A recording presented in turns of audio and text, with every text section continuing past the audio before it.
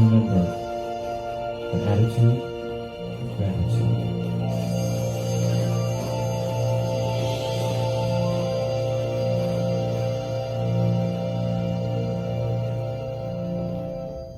True words. Thank you, Larry. True. Good morning. Good morning. Welcome. Welcome here in Sanctuary, and welcome to you out in Facebook land. We appreciate you tuning in and seeing what we have to say and what we're doing here today. My cousin Pat was a teacher up in Moorhead, Minnesota for most of her life. And when she retired from the public school system about 15 years ago, she and her husband Howard decided to teach abroad. So they packed up and off they went to Ethiopia for 5 years. And Pat tells this story about one of her best friends over there named Daka. And Daka lived in a small village, but he had an important appointment to make in Addis Ababa, the capital of Ethiopia, which was hundreds of miles away. So he asked his driver one day to take him to Addis, and this was going on in the late afternoon. Now, normally this would not be a problem, but at that time in Ethiopia, it was not safe to travel certain places at night, especially way out in the boonies where bandits would literally cut your throat and steal your car. Nonetheless, they set out on this 6-hour drive with plans to make it to Addis by dusk. So no worries, They won't be traveling at night. They won't be risking their lives. And what happened was, just a few hours into the drive, right in front of them, a truck had rammed into another car. So Daka and his driver stopped, get out of their car to check it out and to render assistance. Now the truck driver, he just drives off, not paying any attention to what happened. But the guy that got hit in the car, he's hurt, and he's hurt badly. He suffered a broken shoulder, he's got several cuts, and he's bleeding. And when Daka saw the man laying there in the car, he knew he needed to do something. He needed to take some action, but he was too afraid to move the guy. So what they did was they made him as comfortable as possible in his car. And then they drove to the next town to get help. Well, the next town happened to be an hour away. Now, all of us are so accustomed to living in this first world country here in America that it's hard for us to imagine life in a third world country, let alone a developing third world country. Especially, and that's exactly what Ethiopia was at that time. So it may surprise you that when Daka made it all the way to the next town, an hour away, and then finally found the hospital there, the hospital didn't have an ambulance. And they didn't have any doctors on site. The doctors were all out in the field, and they wouldn't return back for 3 days. So now Daka is faced with this moral dilemma. What to do about this man? What to do about the man who's an hour away, sitting off to the side of the road in his car with a broken shoulder and bleeding? Now, if he goes back to him, he won't make it to Addis Ababa before nightfall, and his own life will then be in danger, and the bandits and the things that are going on. But if he doesn't go back, then what? I mean, how will he feel having abandoned this guy on the side of the road? So he tells himself, this little voice inside his head starts to tell him things. Like, maybe somebody else will come along. I mean, it's a well-trafficked road and all. Somebody else is probably going to see that guy sitting there, and they'll certainly help him. And he tells himself, and you know, if I go back now, if I even go back and try and save the guy, what am I even going to do with him? Where am I going to take him? I mean, I can't take him to the hospital. It's an hour away, and there's no doctors there anyway. So finally he makes his decision. And in his own words, as he tells the story to my cousin Pat and her husband Howard many, many years later, he says, I am ashamed to tell you that I left that man on the side of the road. And even though it happened years ago, it's haunted me. It's just haunted me, and I've regretted it every day of my life. Now, it's easy for us to sit here in our comfortable lives with all of our modern conveniences and tell ourselves something different, a different story, and say things like, I wouldn't have done that. That wouldn't have been the way that I would have done it. I would have gone back and got the guy. I would have never left him there. But are you sure? Are you sure? How many times have you done the same thing that we all do? Leave it for somebody else to handle. All the while telling yourself, you know, that's not my problem. That's certainly not my problem. I don't want to get involved here. How many times have you seen an injustice towards others and not said anything and not done anything? You know, complacency is what destroys us, because it leaves us like Dakar with a life of regrets, filled with pain in our hearts that we made the choice that all cowards make. Fear. We choose fear over doing the right thing. And I get it. I know life is risky. I really do get this. I understand this. And I'm certainly not standing up here on some moral high horse. Truly, I'm not. I'm not telling you that doing the right thing is the easy thing to do. In fact, throughout my whole life, I have never known it to be easy. Doing the right thing is never the easy thing to do. It's always the hard thing. It's hard to stand up for yourself when somebody treats you poorly. It's hard to say, you know what? You don't get to treat me that way anymore.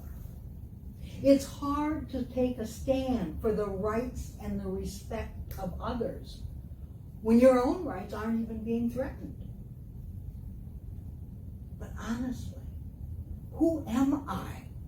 Who are you as a person if you don't? And who are we as a people, as a country, if we don't stand up to injustice? You see, if it was wrong, if something was dead wrong, and if it was, let's use an example, if it was wrong to have restrictive and punitive immigration policies in place during one administration, isn't it equally wrong now in another administration? See, moral issues aren't political. They're not about who's in the White House or who's in Congress. They're about courage and honor and compassion. Emerson writes, God will not have his work made manifest by cowards. We have to summon our courage. We have to take responsibility for ourselves, our own choices, and for caring for the lives of the people around us. We have to find it within ourselves to stand up for what we believe in as a person, as a people, as a nation. Otherwise, we're not really doing anything worthwhile in life. We're just taking up space. In his book, Creativity, Spirituality, and Making a Buck, David Nichtern writes, accountability is a matter of ethics, genuine pride, and personal authenticity. Own yourself fully and do what's right to do in the world. Be a person of courage. Be a person of honor, because that's the only way you will be able to live regret-free in your life. When I first came to Mobile about 7 years ago, my first client, who had just actually come from a 12-step meeting and was lamenting his life and his relationship issues and lamenting about living in Mobile. And he said to me, you know, there's only 2 kinds of gay men in Mobile. I said, really? And he said, yes. The kind that's in recovery and the kind that needs to be. And I thought, okay, that's an interesting perspective on it, but we moved along. I do know that there are a lot of people in our centers all across the world who are in various 12-step programs and who are in recovery from some kind of addiction. And really, I have to be honest with you, I'm surprised I'm not. I'm really, really surprised, because I am completely surrounded by it in my family. It has affected and infected just about every member of my family for generations.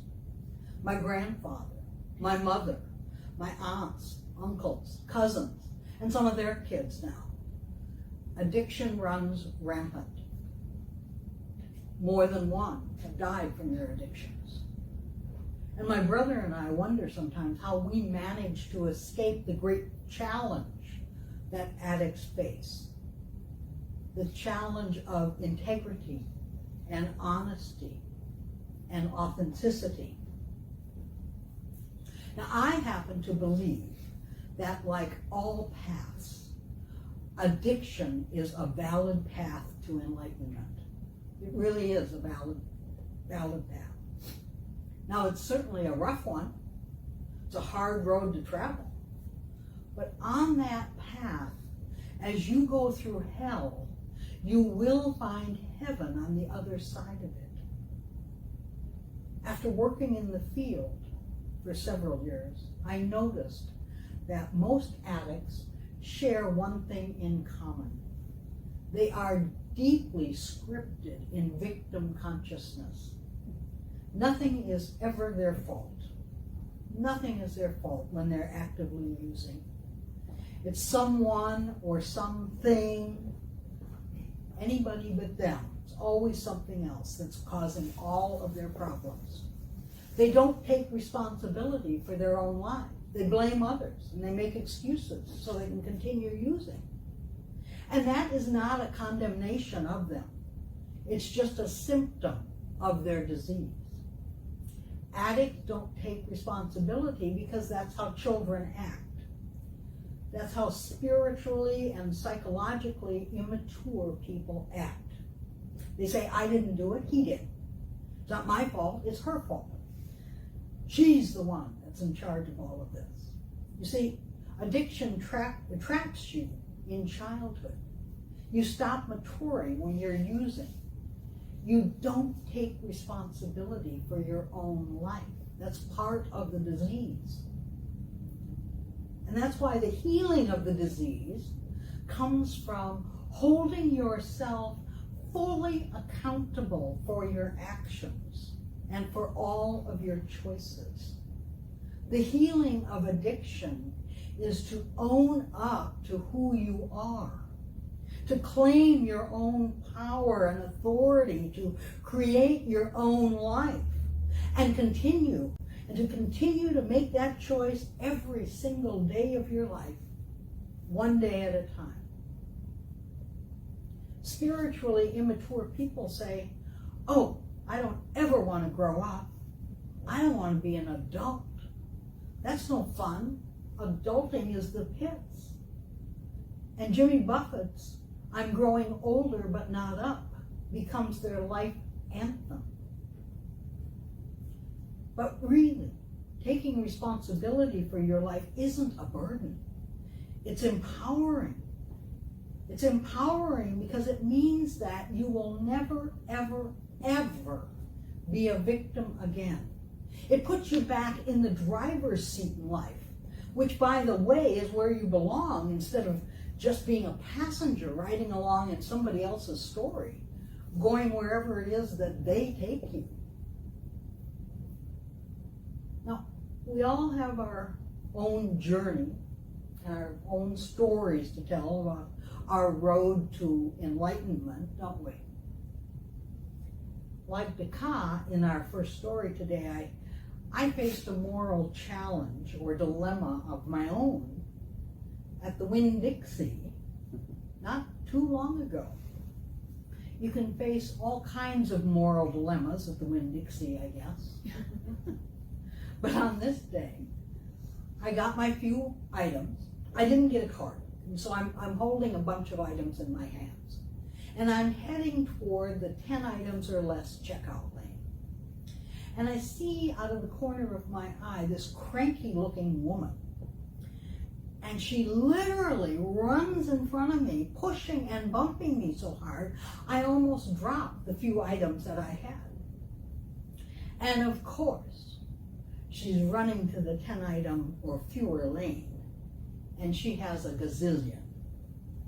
But I was so shocked that I stood back and I'm thinking, like, really? You know, how rude can this person be? And standing right behind her, actually, is a young girl who looks like she's probably about 12, 13 years old. Probably her granddaughter. And so I'm standing there, and I'm so shocked by this blatant act of rudeness that I couldn't control my mouth. And so I just kind of stood there looking at her, and I asked her a question. I said, "Are you sure you want to do that? Is this how you want to behave in front of your granddaughter? Are you sure you want to teach her that this is appropriate behavior?" And she gave me a very dirty look. And she did not say a word, probably to her credit, actually. But she stood firm and she held her ground. And so I stepped back and I said, "Okay, take it. Just take it, it's your space. Just take it."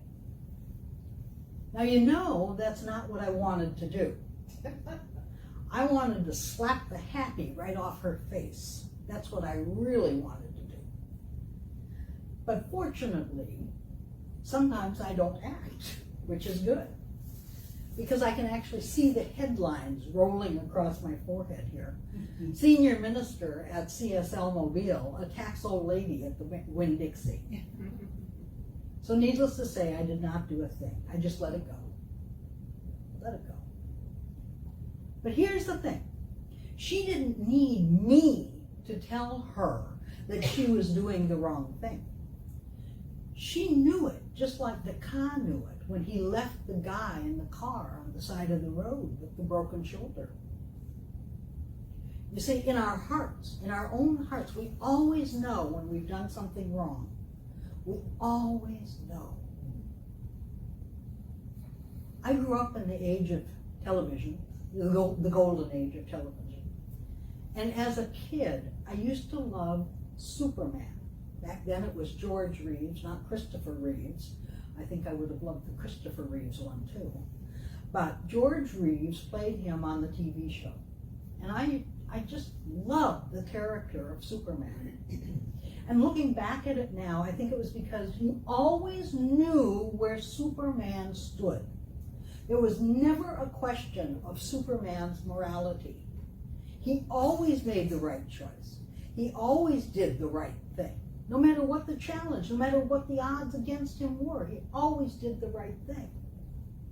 We all know Superman's moral code.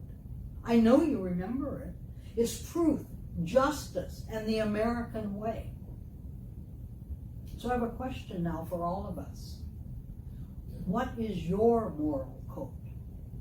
What do you stand for? What are you willing to use all the power you possess in this world to have happen for you and for the people that you love and for the people you don't love? I've actually been thinking a lot about this week because as I was preparing the talk, I thought I should probably come up with an answer for me, not just you. And if I were going to put it into three things, perhaps maybe even in this order, I would say my moral code is wisdom, love, and living well. On my gravestone, I want it to be written, she lived well and encouraged others to do the same. So I think you honor your Creator and you fulfill your purpose in life when you're living well. And you live well when you're living free. Free from the burden of past regrets, free from the pain of unhealed wounds, and free from the fear of not being good enough. I find it interesting, really interesting, that Superman was disguised. In his real life, he was disguised. He had to hide his truth and his power behind the mask of this mild-mannered Clark Kent. And you know, it's kind of a metaphor for us, because there's a part of us that just goes along with the status quo. In that mild-mannered way, it just accepts whatever comes along. Like, I'll just get up tomorrow and we'll see what happens. I don't know. I'm just a wanderer wandering through life. But underneath the bland clothes and the boring life that nobody knows about is Superman. Beneath the mask of the mild-mannered, quiet, shy, timid, unspoken woman is Wonder Woman. That's the real you. The real you that has the power to change, not just your life, but to change the world. I encourage all of us to be that man, be that woman. Honor your truth. Stand up for what you believe in. Take full responsibility for the quality of creating your own life. Be as God made you to be, a full partner in the creative process. And while you're at it, you might as well live well. And so it is. Okay, now for me, I just want to go for me, the thing that changes everything is my connection to spirit. I can read a lot of books, I can take a lot of classes, I can listen to a lot of podcasts, but the thing that changes everything for me is my connection to love, to spirit. And that's not something that anyone can do for you. You have to do it by yourself and for yourself. So let's take a minute now and do some inner work. We'll each do our own inner work, but we'll do it together. So let's be still and close our eyes. Just breathe. And know there's a reason that our heart knows when we've done something wrong. There's a reason that Descartes regretted the choice he made so many years ago. And the reason is we're all connected. What we do to another, we do to ourselves. When we withhold our love from them, we withhold our own love and the capacity to receive it from others. Spirit, the creator and sustainer of all life in the universe, is animating itself through individual bodies. You and I are those bodies. Individualized essence of God, spirit, of life and love. And all the good we seek outside of ourselves is really here within. The kingdom of heaven is within. The highest possible good you could imagine is within. So let's just sit in silence for a moment and see if we can connect with that now. Let's see if we can anchor our soul in love as we sit in quietude. Let's just be still for a few moments.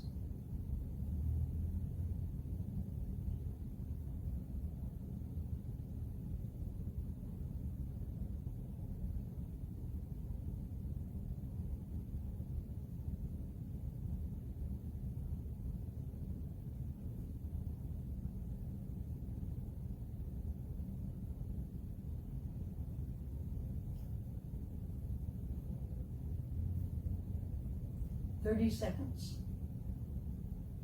It was just a half a minute. A half a minute of time of silence in a crazy, chaotic, noisy world. If you will keep your date with Spirit every day, if you will find your way back to peace and love, your life on the outside will change. And all the things that you work so hard to get to happen will become so much easier. Don't fight. Don't work hard. Don't argue. Don't make. Don't fight and force. Invite. Be open. Be still and know. And you will find your way to wellness again in all areas of your life. And this is the truth. And I invite you to know this further truth with me together, and know that we are placed in a place of power. We have been created in the image and likeness of perfection and wholeness. We come from the power generated to cause a universe with billions of lives on the planet.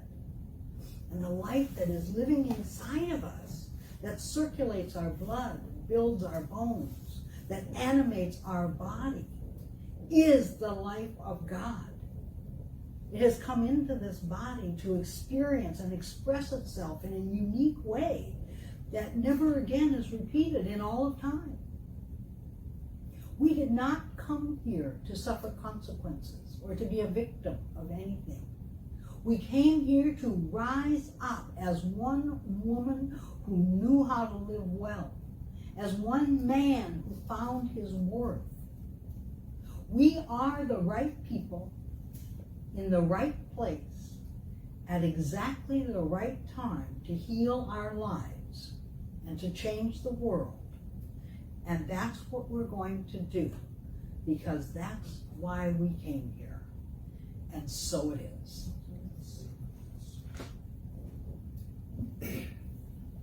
Chosen the song today, I sing it every Thanksgiving because I really love what the words have to say. And also, it's on the Christmas CD, You Are the Light. So if you'd like to hear it more often than me singing it, be happy to take one home. We also have It's All God, one for 15 or two for 25. But in the state of our world today, and well, it being the week of Thanksgiving, I'd like you to listen to these words very carefully.